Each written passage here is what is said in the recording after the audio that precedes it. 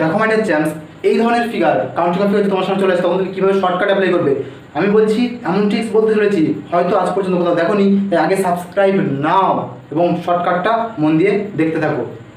চলো দেখো, এই ধরনের ফিগার যখনই আসে সবার মাথা ব্যথা এই ফিগারগুলোকে নিয়ে, এবং সবাই বলে যে তোমরা এই সূত্র ধরে অ্যাপ্লাই করে আনসার বার করো n × n + 2 × 2n + 1 / 8, বা অনেকে বলে যে 4টা মুখস্থ করে নাও। এই 4 মুখস্থ করে নেওয়াটাও ঠিক আছে, কিন্তু যাদের মুখস্থ হয় না, যাদের মুখস্থ বিদ্যা একদম কাজ করে না, তারা কি করবে চলো দেখতে থাকো। দেখো এরকম ফিগার যখনই থাকবে আমরা যে ট্রিক্সটা অ্যাপ্লাই করব সেটা হচ্ছে নাম্বার অফ ডিভিশন